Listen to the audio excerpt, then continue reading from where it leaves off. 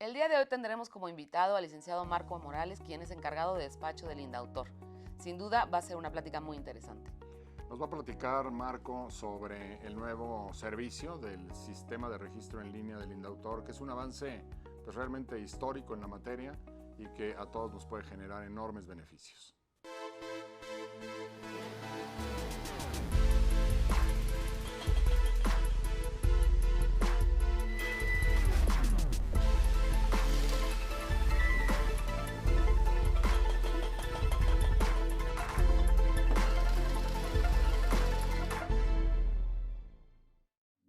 Marco Antonio Morales Montes es licenciado en Derecho por la Universidad Autónoma Metropolitana, con diplomado en materia de propiedad intelectual por el ITAM y estudios de posgrado en la Facultad de Derecho de la UNAM y en la Universidad Panamericana en materia de propiedad intelectual y nuevas tecnologías.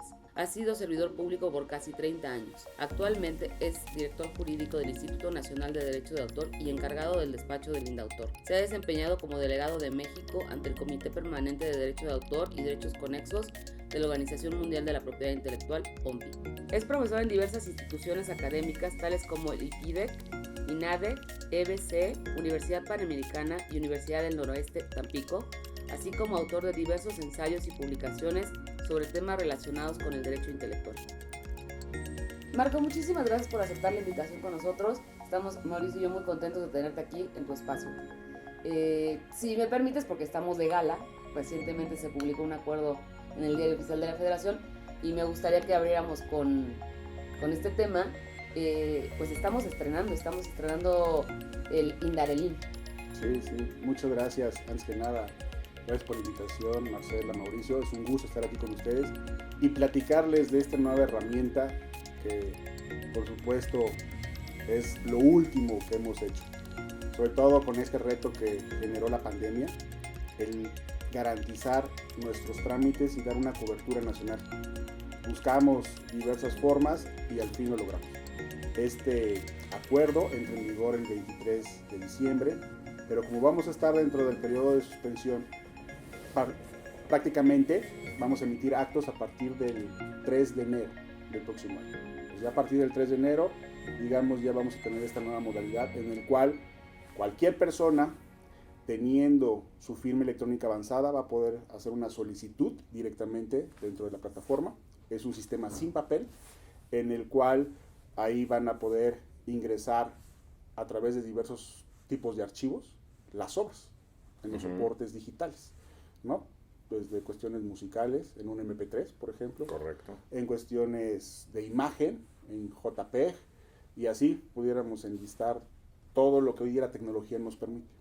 Y de esa manera entra en un sistema, el llamado INDAUTOR 2.0, que hasta a nosotros nos permite trabajar en línea, de manera remota, para dictaminar lo que es ese trámite y al final emitir el certificado. Ese certificado le va a llegar directamente al usuario al correo que haya dado de alta.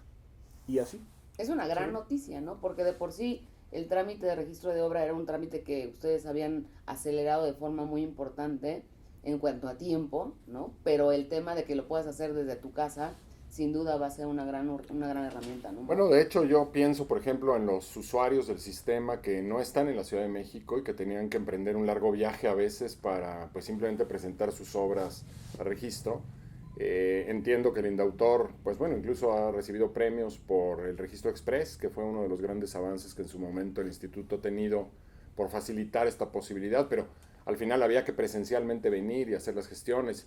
Yo pensaría, pues con toda sinceridad, que este cambio podría ser el más importante que hemos tenido en materia de derechos autorales, pues posiblemente desde la ley del 97. Este es un avance trascendental que creo que va a llevar a muchas partes de la República Mexicana este potencial de tener una protección simplificada, casi inmediata o automatizada, etcétera, independientemente de las implicaciones jurídicas brutales que tiene en términos del reconocimiento de un soporte digital como el original de la obra, casi, ¿no? Que en esa parte creo que también habrá que trabajar mucho para acabar de entender las implicaciones que hay de las nuevas tecnologías en esta concepción.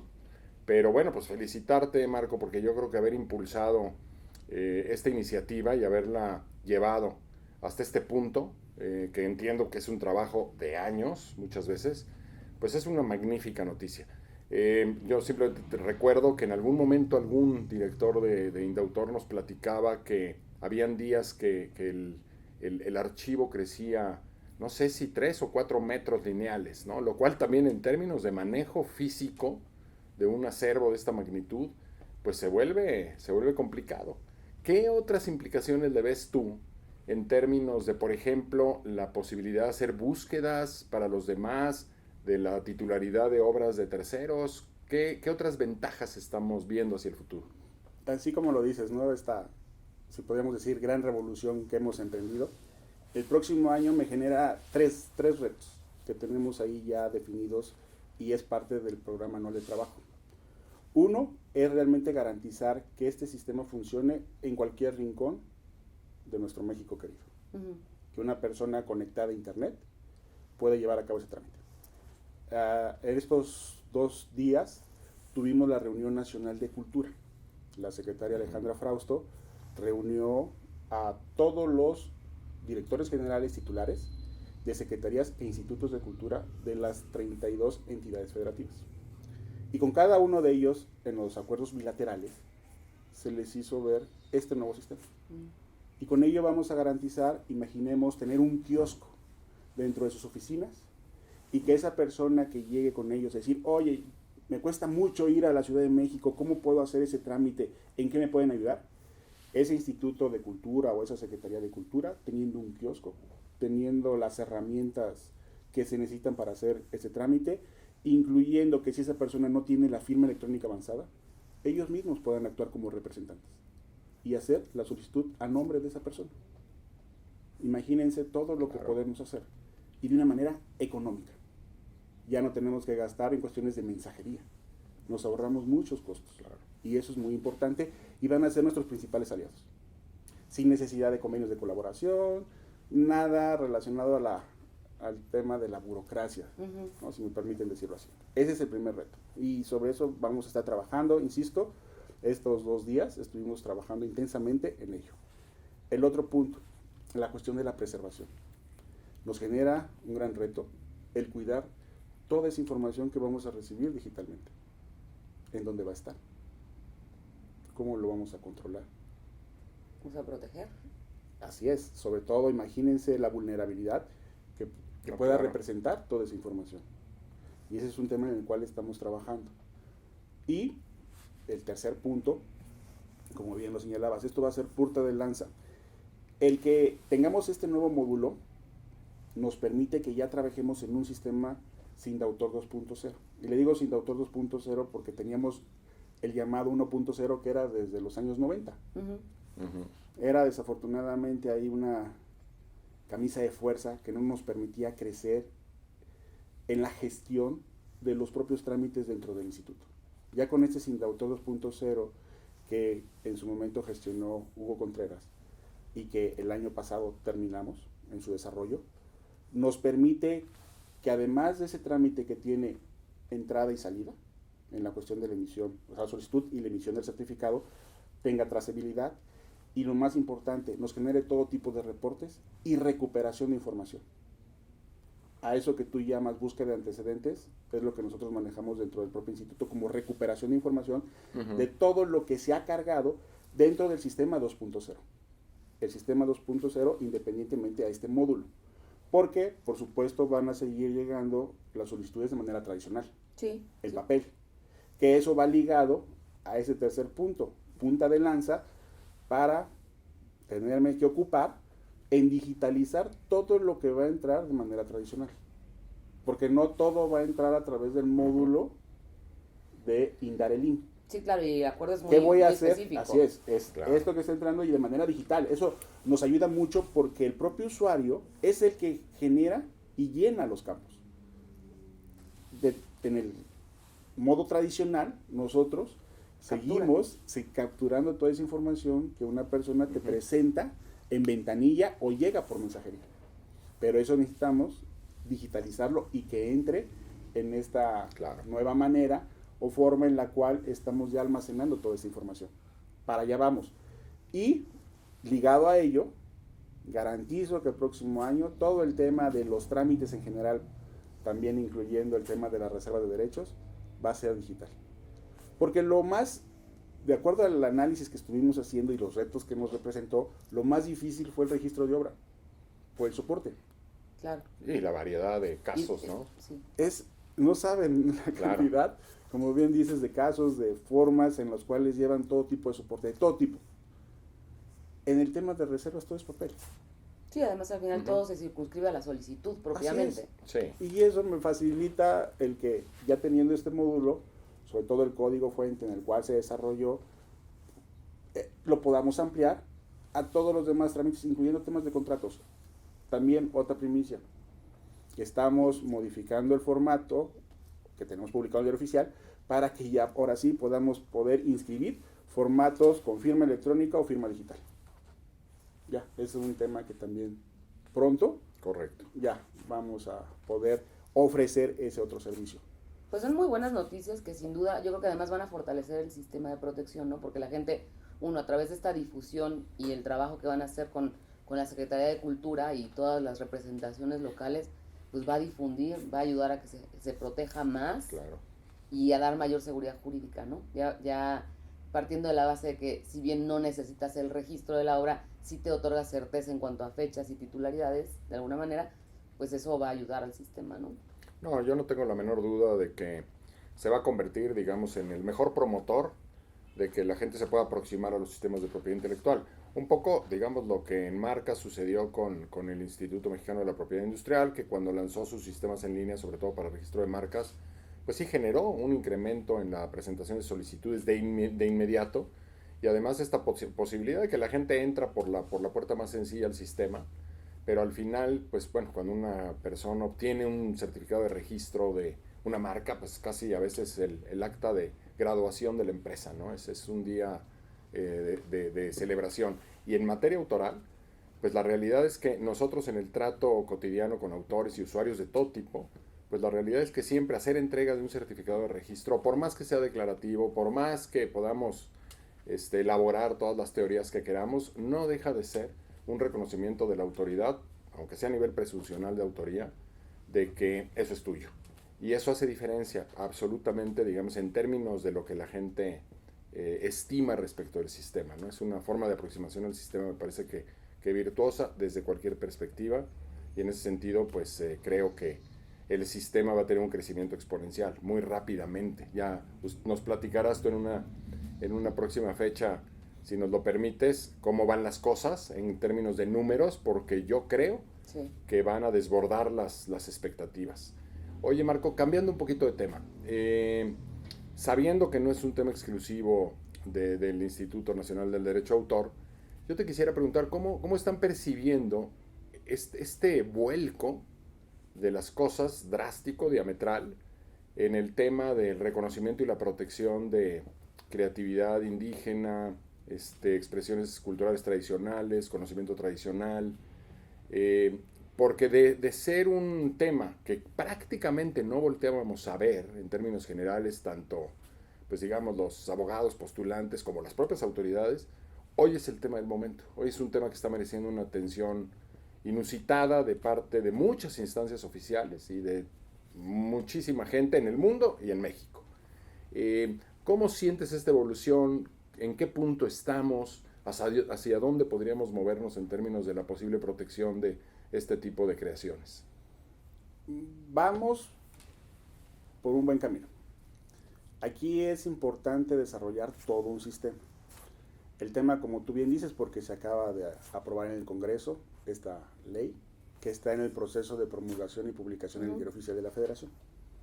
Ahí van a dar parte de las atribuciones que ya tenemos en el INDAUTOR, en el tema de mecanismos alternativos de solución de conflictos y el tema relacionado a las quejas que pueden entrar dentro del ámbito administrativo para una sanción, una multa. Estamos hablando de la ley de protección de patrimonio cultural. No, de patrimonio cultural. Así es. Okay. Sí, de pueblos indígenas y afromexicanos. Sí, lo que se acaba de aprobar recientemente. Y sí, recientemente, igual, dentro de la Secretaría de Cultura se llevó a cabo un proyecto denominado Original, en Los Pinos, en el cual, por distintas situaciones que se han presentado en diseños textiles, en temas de bordados, es que la Secretaría se ha ocupado en ese sentido para tener un mayor acercamiento entre estos llamados derechos colectivos con las empresas que tienen fines de lucro en relación a la reproducción, copia, réplicas de lo que son esos diseños textiles. Están las situaciones tanto en México y fuera de México. En este sistema que les estoy comentando, sí es muy importante tener presente que hay aspectos que han afectado, y si me lo permiten decirlo, hasta la propia identidad de la nación. Apropiaciones indebidas, temas que tienen que ver con falsificación o imitación, por ejemplo en temas de artesanía.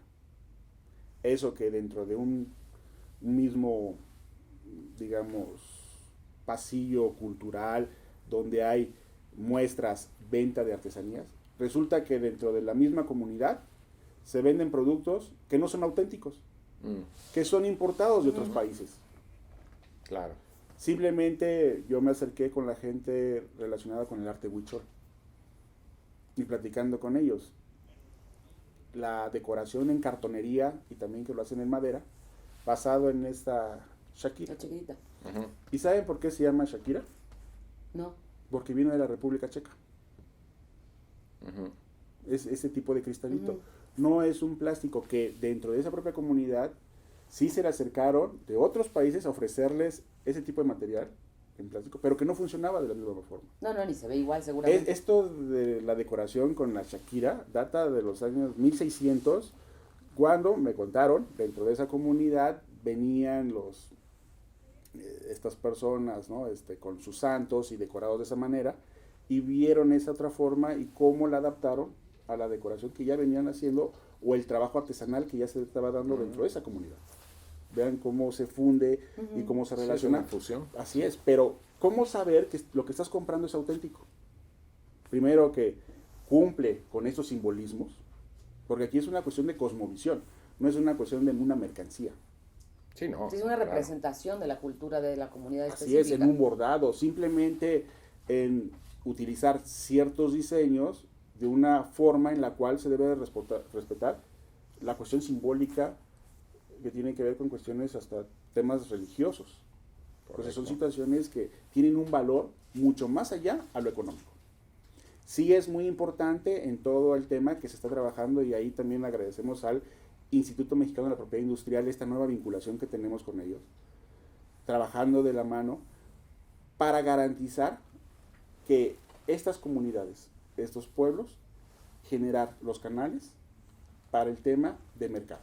Y no solamente en México, sino a nivel internacional, y por eso sirvió mucho lo de original.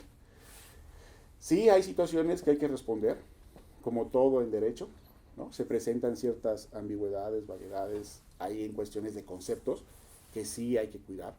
Sí es un tema en el cual por ahora, dentro del ámbito administrativo, recae parte en el Instituto Nacional de Derecho de Autor, pero como sistema, por ejemplo, tenemos dentro de la Secretaría de Cultura a la Dirección General de Culturas Populares. También tenemos una nueva función en el instituto desde el año pasado, en enero, de actuar como una ventanilla. En aquellos casos en que las empresas no tengan identificado quién es el pueblo titular originario, y por conducto de nosotros hacen la solicitud y preguntamos al Instituto Nacional de Pueblos Indígenas. Exacto. Para dar esa certeza. Eso es muy interesante, porque una de las preguntas que a todos nos quedaba era, bueno, sí se requiere una autorización, pero ¿a quién le pides la autorización? ¿Y cómo tienes la certeza de que se le estás pidiendo a la persona indicada? Por escrito, que eso es lo que pide la ley. Ahora, en estos temas, y es algo que ocupa la Secretaría de Cultura, es acompañar a esas comunidades y pueblos, porque no nada más es decirte, te tienes que dirigir a tal comunidad, porque entonces iría la empresa, y también esta expresión como tiburón, ir a negociar con comunidades, con estos pueblos, que tal vez el concepto de propiedad no es lo mismo que tenemos nosotros dentro de esta influencia occidental. Cierto. De mercado. Claro. Entonces son situaciones en las cuales tenemos que acompañar, y para ello está todo el sistema que les comento dentro de la Secretaría de Cultura, y es algo que estamos trabajando, y habrán situaciones en las cuales se tendrán que resolver, sentar precedentes a ciertos casos mucho más concretos.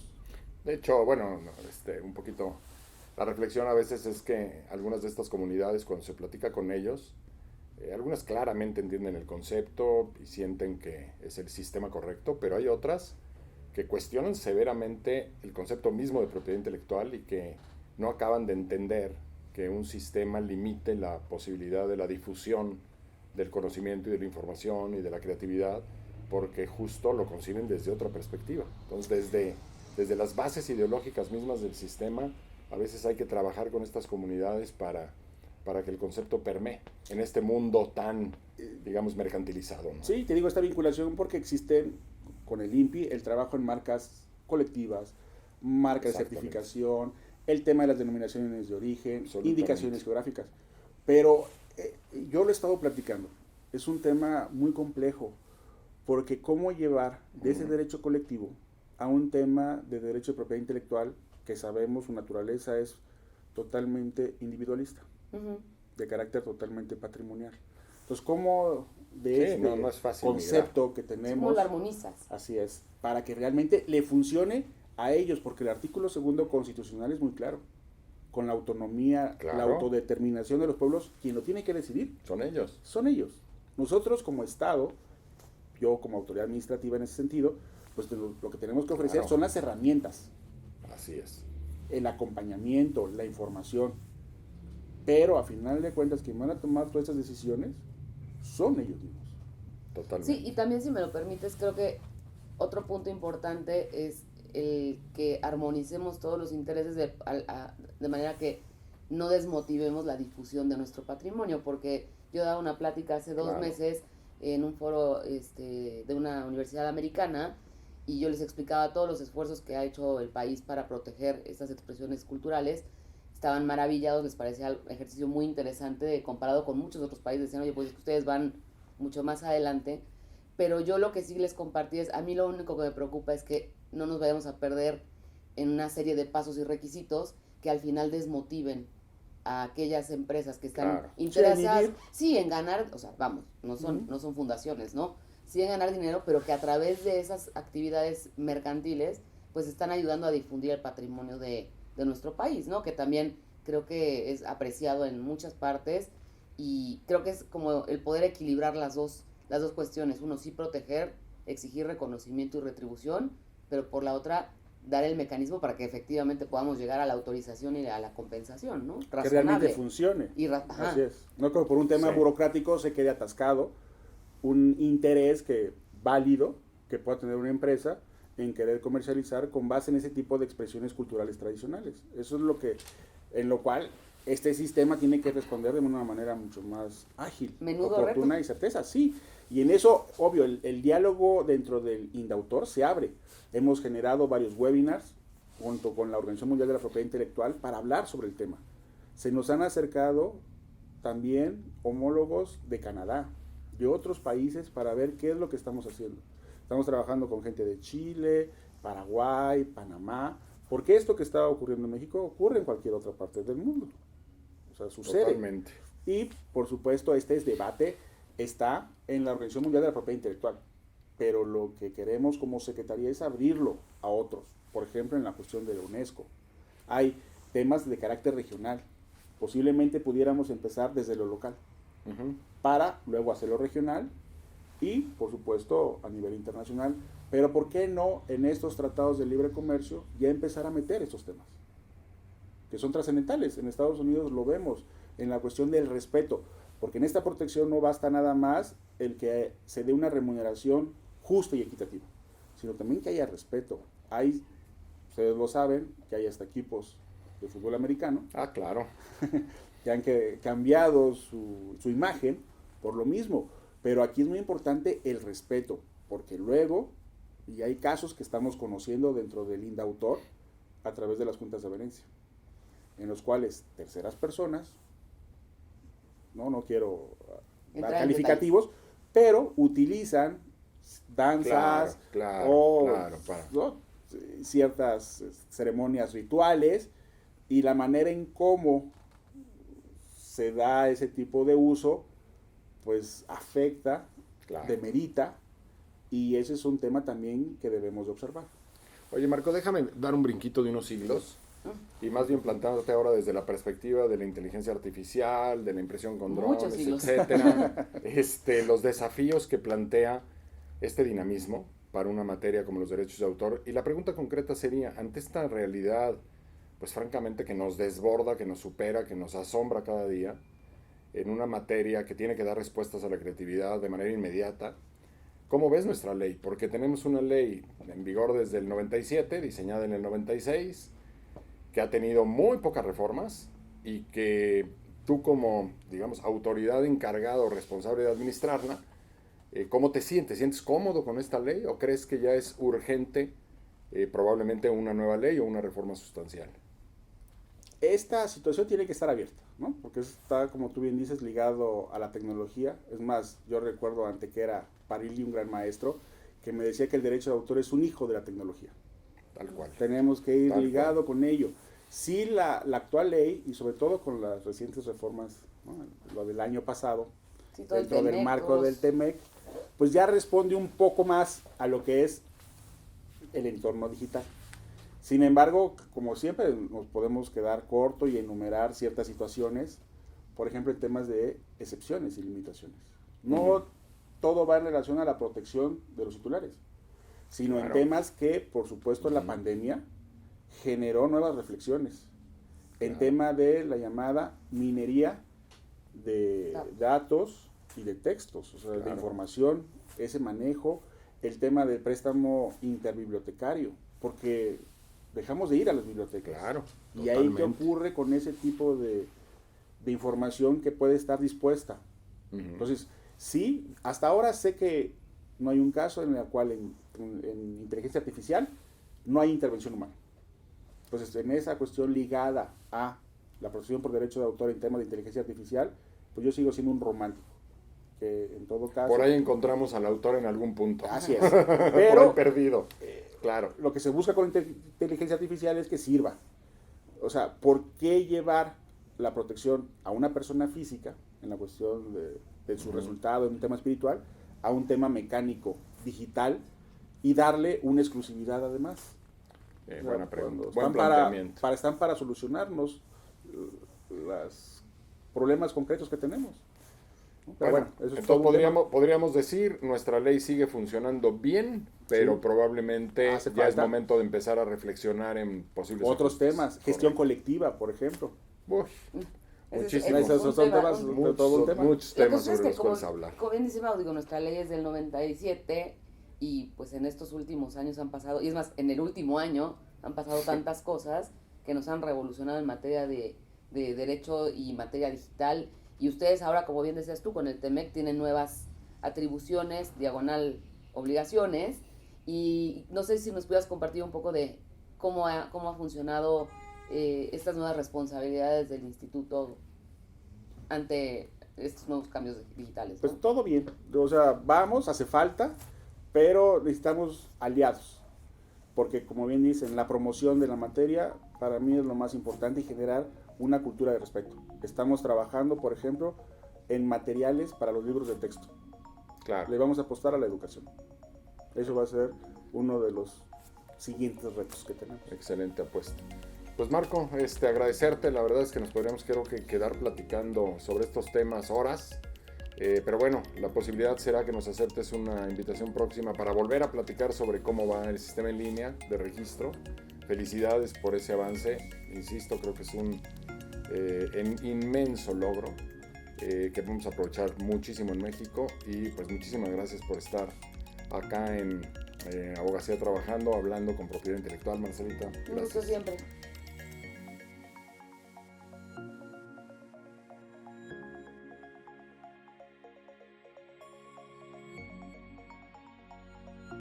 Bueno, pues creo que para todos ha quedado pues muy claro y ha resultado muy interesante conocer las particularidades del registro en línea, pero también pues los otros temas que abordamos, expresiones culturales tradicionales, los grandes retos ante las nuevas tecnologías.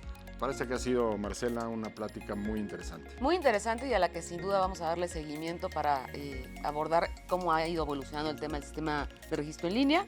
y las propuestas del gobierno en materia de derechos de las comunidades indígenas. Gracias por acompañarnos.